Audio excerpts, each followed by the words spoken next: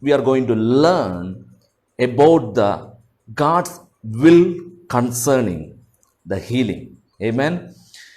Exodus chapter 15, verse 26, he said, if you will give earnest heed to the voice of the Lord and do what in his right in his sight, and to give ear to his commandment and keep all his statutes, I will put none of the disease on you which I have put on the Egyptian, for I the Lord am your healer. Hallelujah. The word of God says, I am your healer. Jehovah Rapha. The word Rapha means the healer, the restorer, the strengthener. Hallelujah. So God's word says, I will not allow what the sickness happened to the Egyptian. It will not come to you. So it is not the God's plan. The man must be sick. What is the real cause of the sickness? I would like to show something. Okay. Book of Genesis. Let's go to the book of Genesis, because book of Genesis is the beginning of everything. Everything you can learn from the book of Genesis. Almost all the fundamental things are there in the word of God. The word of God says in book of Genesis chapter 2. Okay. Chapter 2. Let's read from the verse 7.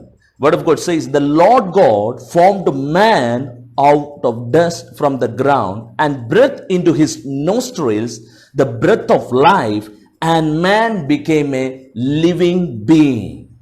Hallelujah. Man became a living being. So God, here we could see God created man.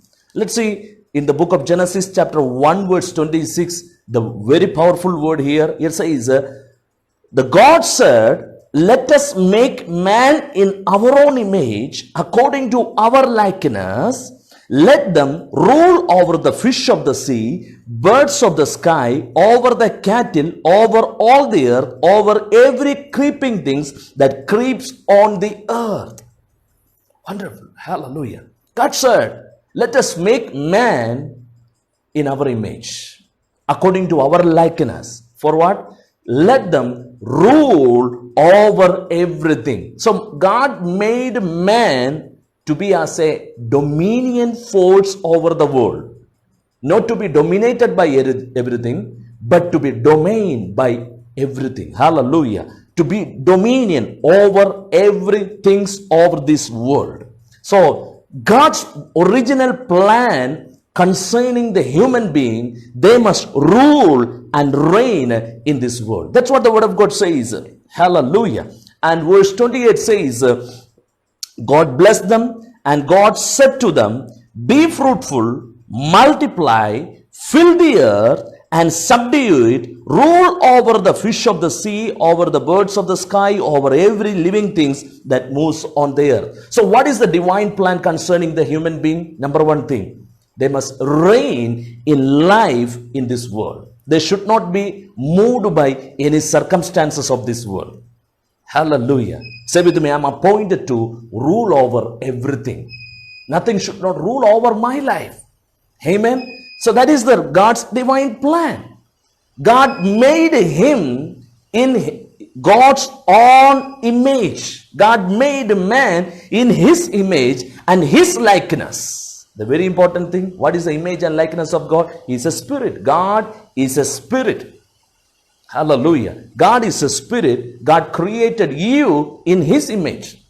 That means that we are the spirit being.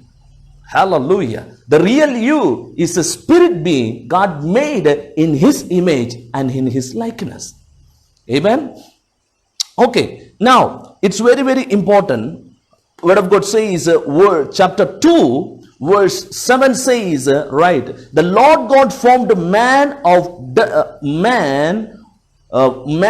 dust of the ground and breathed into his nostrils the breath of life. This speaks about the body. Hallelujah. The body. The body, there is a life. there is a two kind of life. One is the spirit life, another is the natural life. Our physical body have the natural life, but our spirit is continuously connected in the presence of God. So what happened? Here God made man's body, human man body, out of the dust of the ground. Okay, now verse 17, we need to see the 17th verse, very important. Then the Lord commanded the man, saying, from any tree of the garden you may eat freely. Any tree of the garden you can eat freely, no problem. I have given the full in charge over the Garden of Eden.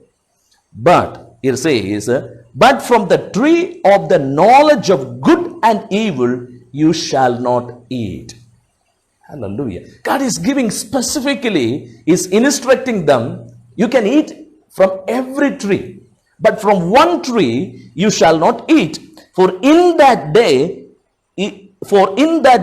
you eat from it, you will surely die. Word of God says, first place in the Bible, the word death is here. Here is my question. God did not create a man to die. God made man to live forever because he is a spirit being. Hallelujah. God does not want the people to be suffer. So many people ask, hey, why good God made a lot of problems in this earth? It is not God made any issues. It is the man's disobedience opened the door for all the disobedience. Hallelujah. So God said very clearly, verse 15. Come on, let's go to the book of chapter 2, verse 15 says, the Lord God took the man and put him into the Garden of Eden for what? To cultivate it and to keep it. So God given them a responsibility. Say with me, a responsibility. Hallelujah. Every born again child of God, they have the responsibility to maintain their spiritual life. That's what God has made them. Hallelujah. So God took the man and put him into the Garden of Eden to cultivate it and to keep it. So maintaining the Christian life is one of the very important thing in the Christian life. Say with me, maintaining the Christian life. God has called us to maintain the Christian life. But what happened? Something error happened here very clearly, right? Verse 17 says, but from the tree of knowledge of the good and evil you shall not eat. God specifically told, don't eat from that tree. Okay, in that day you will surely die. Actually, the original word, if you check, it is say in this way, you shall die in death. It is a process. In other words, when there is a disobedience happen in the life of Adam and Eve, it will open up the door for the many things to happen in their life upon the humanity. That was God was indicating to the Adam and Eve. Hallelujah. It was not only about just a natural or something. It is really speaks about the spiritual consequence they are going to face in their life. Now let's see what happened in the book of Genesis chapter 3. Hallelujah. Verse 1 onwards. Now the serpent was more crafty than any beast of the field. Okay. And the Lord God has made. And he said to the woman, indeed, has God said, you shall not eat from any tree of the garden. See, here is a very important thing. What of God says, the serpent, it's denote the, right? The serpent started speaking with Eve. That's an enemy. That's a Satan. Okay. Satan's number one question is here. Indeed, God has said, you shall not eat from any tree of the garden. What did the woman reply? The woman said to the serpent, from the fruit of the tree of the garden we may eat. Okay. But, verse 3, But from the fruit of the tree which is in the middle of the garden, God has said, you shall not eat or touch it, you will die. Praise be to God. Hallelujah. So, woman is explaining everything. Eve is explaining everything to the Satan. But what is the reply? Verse 4. 4 is very interesting. The serpent said to the woman, you surely will not die. The first lie. Hallelujah. The first lie. Satan is telling, you will not die. That means nothing will not happen to you. You can eat from the tree of knowledge of good and evil. It is not going to affect your life. See, what is the voice of the enemy? How we can recognize the voice of enemy? You can easily recognize the voice of enemy is a liar. He speaks contrary to the God's word. Satan always speaks against the God's word. Hallelujah. Amen. Verse 5. See how he is speaking continuously. For God knows that in the day you eat from it, your eyes will be opened and you will be like God, knowing good and evil. That means God is not really interested in your life. God is not really interested. That means why God is preventing you from not eating from that tree? Because you shall become like him. You will get a more authority. You will know everything. So God want to keep you in this same stage, keep you in some limited stage. That's why God is preventing you from not eating that fruit. Actually, this is a number one lie. How God made him? God made him as a ruler. They were the highest creation over the earth. Glory to God. This is very important thing. God made Adam and Eve as the king over the earth, to rule and reign over anything. But the enemy is telling the lie. No. You are not in a higher position. If you are eating that fruit, you will become something. You are not. This is the deception of the enemy. Enemy is a deceiver. Satan always shows the wrong things. But precious people of God, we are created in the image and the likeness of God to rule and reign over everything over this world. You are not an ordinary person. Come on, say with me. I'm not an ordinary person. I am appointed to rule over anything in this world. Hallelujah. Now, what happened? What is a mistake that happened to Eve actually? Eve started listening to the wrong voice. When Eve started listening to the wrong voice, you know what happened? Enemy began to speak. That's why Jesus told in Gospel of John chapter 10 verse 17 says, my sheep listen to my word. They will not listen to the stranger. It is a listening problem. Hallelujah. What you listen, that is going to control your life. Hallelujah. Say with me, I will only listen to the God's word. I will not listen to the wrong things. Wrong things in a sense, the natural knowledge. You know, people are much confused about many things. They are telling, hey, anything may happen. No, word of God says you are protected in your life. No weapon that formed against you shall prosper. We need to always strengthen ourselves through the word of God. Come on, say with me. I am strengthening myself through the word of God. I refuse to believe all the lies of the enemy. All kind of the fearful things. All kind of the negative news that is spreading in the natural world. I refuse to believe that. I believe what the word of God says. Amen. Okay. So what happened? Verse 6. Let's go to the verse 6. Book of Genesis. Chapter 3 verse 6. Let's see. It says, when the woman saw the tree was good for food. Okay. Good for food. And it was delight to the eyes. And the tree was desirable to make one wise. Word of God says, she took from it the fruit and ate. She also gave to her husband with her. And they both ate. Hallelujah. Word of God says, they ate. That means they disobeyed the voice of God.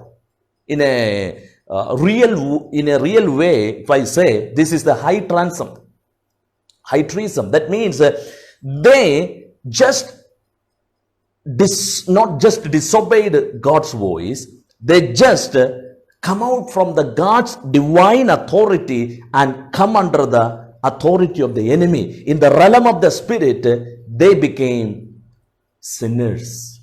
They disobeyed the voice of God. They disconnected from the presence of God. Hallelujah.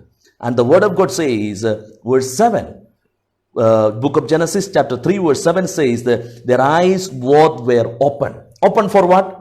Open for the evil things. Actually, their eyes were closed.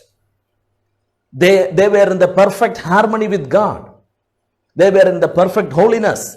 They were the righteous people. There was no sin in their life. But what happened when they disobeyed the voice of God? Disobedience happened. Word of God says their eyes were open to the natural. Their eyes of understanding closed. Spiritual eyes were darkened. Natural eyes were open. Hallelujah. Amen. The eyes were open, and they know they were naked, and they sewed the fig leaves together, made themselves covering. So what happened? They lost the glory covering. They were actually covered in the glory of God. They were in the God's joy, the God's peace, the God's counsel was completely over their life. They were not like this. They were in the fullness of God's glory. But you know what happened? When they disobeyed, they were open to the work of the enemy. Hallelujah. And now, verse 8. Let's look to the verse 8. It says, they heard the sound of the Lord God walking in the garden in the cool of the day. Hallelujah. This is the everyday process. Every day, the Lord Almighty will come down on the cool day, and they will have a wonderful fellowship. When this time, when they heard the voice of God walking in the garden, the word of God says, the man and his wife hide themselves from the presence of the Lord among the trees of the garden. They hid. Hallelujah. Instead of being happy about the presence of God, they afraid about the presence of God. Why? Because they became the sinner. The guilty feeling. Come on. The sin brings the guilty feeling. They became the sinners. Hallelujah. Spiritually, their eyes were darkened. Natural eyes were open. Their spiritual life were, completely disconnected from the Lord. They became connected with the natural world. Natural world began to dominate over their life. Oh, this is very, very important in the Bible. Very, very. This is the foundation thing we need to understand. Actually, they were the branch of the Lord.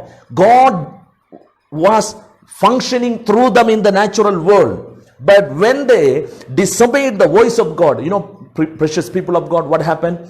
They began to disconnect from the God's life and God's glory. Things began to change. You see here what happened. They hid it. And verse 10, it says, he said, I heard the sound of you in the garden. I was afraid. The first place in the Bible about the fear is noted here. Man became afraid. Why man afraid? The sin. Sin made people to be afraid. Fear is not an emotional feeling. Fear is the work of the enemy. In the presence of God, there is fullness of joy, nothing to fear. Hallelujah. Presence of God will not make us fearful. Presence of God will make us always joyful. This is very important. Hallelujah. So the man is telling, I am afraid and I hide from you the presence of God. I was afraid because I was naked, so I hide myself. The guiltiness they are telling. Okay. And verse 11, and he said, God is asking, who told you that you were naked? Have you eaten from the tree which I have commanded you not to eat? God is asking, who told you you are naked? Actually, they were covered in the glory of God. They had the glory clothing. The glory of God, the presence of God was covering them. But what happened? They lost the glory of God. They lost the God's presence in their life. And now the man said, the woman whom you have given to be with me, she gave me from the tree and I ate. See, listen. The Adam is telling, very interesting answer. He is saying, the woman whom you give to be with me. That means it's not my mistake. It is the mistake of Eve. Okay. She given me and I ate that fruit. Okay. Okay. Now, the Lord God said to woman, what this you have done? And the woman said, the serpent deceived me. Hallelujah. And I ate. So, I'm not going to the very detailed. Let's see verse 14th verse. What the word of God says about that. The Lord said to the serpent, because you have done this, cursed are you more than all the cattle and more than every beast of the field. On your belly you will go, and the dust you will eat all the days of your life. So the curse come upon the serpent. You shall be cursed. Now, immediately look verse 15. There is a promise. There is a restoration. God is speaking over the Adam and Eve. I will put an enmity between you and the woman. Come on. This is about the Messiah. Wonderful. See how gracious, how merciful is our Lord. He says, I will put enmity between you and the woman, between your seed and her seed. Hallelujah. This speaks about the virgin birth, right? The seed of the woman. That's a word denote about the virgin birth of Jesus. Her seed, he shall bruise on the head, and you shall bruise him on the heel. That means the death, burial, resurrection of Lord Jesus Christ. What is going to happen on the cross? That means Jesus is going to crush the head of the serpent. Hallelujah. Yes, Jesus went through the suffering, but the ultimate victory was for Jesus. So in Christ Jesus, we all received the greater victory. This is a prophetically God is releasing about the future restoration to the human being. Amen. So you see verse 16, the curses is coming upon the woman. Verse 17, the curse is coming upon the Adam, because you have listened to the voice of your wife. What is the mistake Adam done? Because he listened to the voice of your wife, and have eaten from the tree which I have commanded, saying, you shall not eat from it. Cursed is the ground because of you. In the toil you will eat in the days of your life. And the word of God says about the curses. Okay. But thanks be to God, you need to understand, in Christ Jesus, all the curses were cancelled. Hallelujah. You are redeemed from the curse of the law. Why curse operated? You need to understand. There is a need for curses to be break in our life. Word of God never teaches that. Let's see what the word of New Covenant says about the curses. Hallelujah. Book of Galatians chapter 3 verse 13. Hallelujah. Book of Galatians chapter 3 verse 13 says, Christ redeemed us from the curse of the law. Whatever curses. Hallelujah. Whatever generation curses, national or any community, any kind of the curses, word of God says, Christ redeemed us from the curse of the law, having became a curse for us, for it is written, cursed is everyone who hangs on the tree. Wonderful. Hallelujah. Yes. Why the curse came? Because of the disobedience. But thanks be to God. Because of the obedience of Jesus Christ. Come on, say with me. Because of the obedience of Jesus Christ, I am redeemed from every curses. There is no curse upon your life. You are completely redeemed. Come on, say with me. I am redeemed from every curses. I am protected by the blood of Jesus. Now, you are in a different family. You are in the kingdom of God. Come on, say with me, I am in the kingdom of God. Curse have no room over my life. I am appointed to be a blessing. Oh, glory to God. I would like to read the next word. Galatians chapter 3 verse 14 says, in order that in Christ Jesus the blessing of Abraham might come to the Gentiles. So what is the blessing you are carrying? You are carrying the Abrahamic blessing. Book of Genesis 12. I'm not going to the detail of that. All the blessing of Abraham that is upon you. Say with me, I am carrying the blessing of Abraham in Christ Jesus. I am a blessed person. Curse is broken. When you accepted Jesus Christ as Lord over your life, when Jesus became the Lord over your life, you are disconnected from the kingdom of darkness and you are in the kingdom of light. Hallelujah. You are disconnected from the curse. You are in the blessing.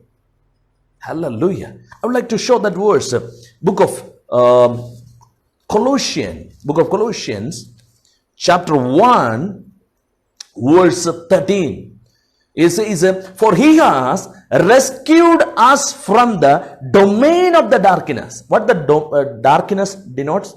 Darkness denotes the work of the Satan, the demonic influence, the pain, the curses, the sickness, sin, everything. Okay, for he has rescued us from the domain of the darkness and transferred us to the kingdom of his beloved son Jesus. So now you are in a different kingdom. Say with him, I am in a different kingdom. I am in the kingdom of God. What is the kingdom means? King domain. Hallelujah. Who is the king over your life? Jesus is the king over our life. Jesus is the Lord over our life. He is the King of kings. He is the Lord of lords over our life. Say with me, Jesus is the Lord over my life. Hallelujah. Precious people of God, you don't need to think about the curses. Curses are broken over your life. You are under the blessing. Amen. But I have to show what happened. How the sin ended. How the sickness ended into the human's life. That's why I was showing all the fundamental things. It's not because of any other thing. Because of the disobedience of Adam and Eve, the door was open for the humanity. The door of the work of the enemy opened. The enemy began to domain over everything. But now the story changed. Hallelujah. Now what happened? Let's see. Book of Romans. Turn our attention to book of Romans. Romans chapter 5. Let's go to book of Romans chapter 5. Okay. Verse 17. For by the transgression of the one, what of God says, but by the transgression of the one, death reigned through the one. Hallelujah. It speaks about Adam and Eve. The transgression, disobedience. Okay. But by the transgression of the one, death reigned through the one. Next word says, much more. Hallelujah. I love that word. Much more, those who received the abundance of grace and gift of righteousness will reign in this life through the one Jesus Christ. Now the word of God says, but thanks be to God, through the Jesus Christ, we have received the abundance of grace. Come on, say with me, abundance of grace. Hallelujah. An abundance of grace and gift of righteousness made us to reign in this life. What does it mean? The original plan concerning Adam and Eve, that is to reign in this life. They have to reign and rule over everything.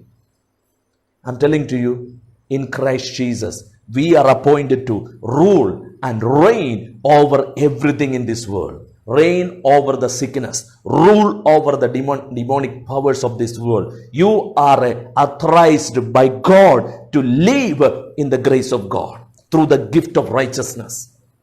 Say with me, I am the righteousness of God in Christ Jesus. What is the righteousness means? That means right standing before God without any shame, guilt, or any contamination.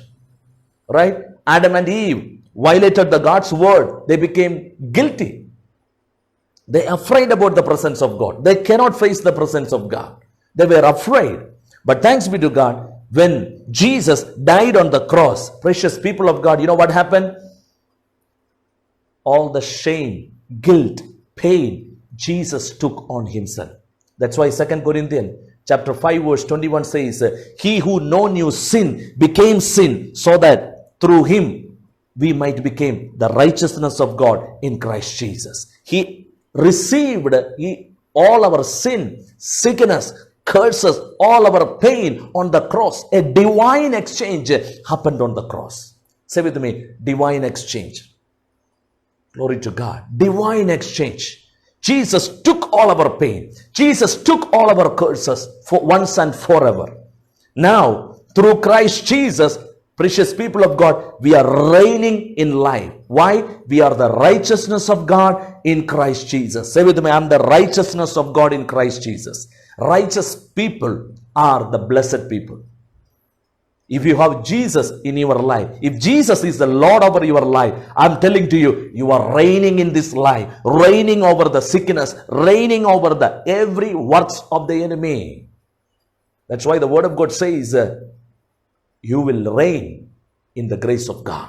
You will reign in this world supernaturally. Hallelujah. Say with me, I am reigning in this world. Okay, so let's go back to book of Exodus. Here we could see, the word of God says in the Old Covenant, see in the Old Covenant itself, God has provided the healing. The healing. The word of God says, 15 verse 26 says, for I the Lord I am your healer. That means what? Jehovah Rapha. That means I am your healing. I am your health. God is not giving healing. When God is in you, when Jesus is in you, the Holy Spirit is in you, I'm telling to you, you are manifesting the healing. The healing will flow through you. You became the channel of His healing. Amazing. Hallelujah. Praise be to God. You are the divine temple of God. In the new covenant, I'm telling to you, you are the presence carriers. You are the glory carriers of the presence of the God's glory. Amen. So now let's see what the God's atonement work. Jesus how fulfilled the atonement work. Let's see from the book of Isaiah chapter 53. Book of Isaiah chapter 53 verse 1. It says, who has believed our message? Wonderful. Hallelujah. Who has believed our message, and to whom the arm of the Lord has been revealed? It speaks about the atonement work of Jesus. Okay. For he grew up before him like a tender shoot, and like a root out of the parched ground. He has not state or majesty that we should look upon him, nor appearance that we should be attracted to him. You know, Jesus took all our shame, guilt, pain, sickness, sin. The word of God says he became a suffering servant on the cross. Hallelujah. Glory to God.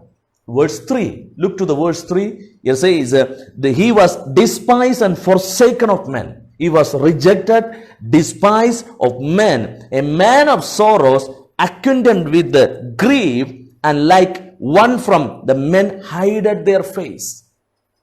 Hallelujah. What the tormented pain. What a great pain Jesus went through for our life.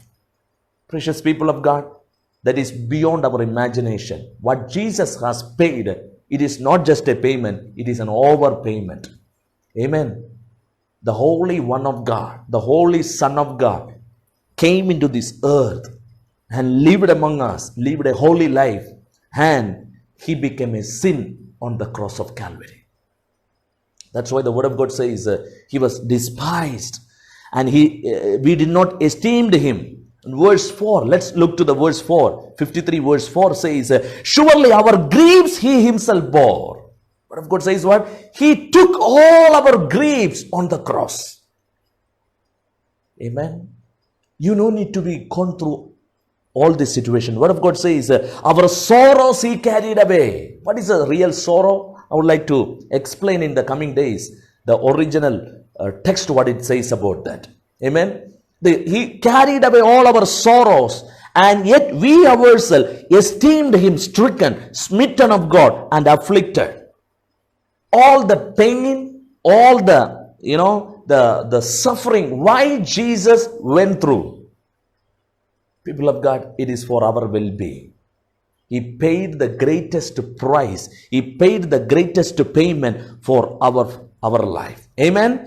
And the word of God says, he was crushed for our iniquities. The chastisement of the well-being fell upon him. The chastisement of our well-being. The punishment for our well-being. Why he took our punishment? He loves us so much. Say with me, Jesus loves me so much. Hallelujah. That's why the word of God says, Gospel of John chapter 3 verse 16 says, for God so loved the world, he given his only begotten son for our life, that we might believe in him and have an everlasting life, an eternal life. We should not perish. Praise God. More than the natural death, spiritual death is the great danger. Why? Spiritual death means disconnecting from the presence of God. Forever we are appointed for the eternal death. But thanks be to God, we are disconnected from the eternal death. We are forever for Jesus. We are forever in the presence of God. That's why the word of God says, he took all our punishment. The chastisement for our well-being fell upon him, and by his stripes we are healed. Hallelujah. By the stripes of Jesus. Why Jesus took the stripes? Right? Jesus took 39 stripes. According to the, Jewish punishment, it is the 39 stripes. I'm not going to explain about everything very detailed way, but in the coming days, I would like to explain. It is the most crucial pain Jesus went through. Physically, emotionally, mentally, spiritually. Spirit, soul, body, every area, he was literally crushed. Hallelujah. The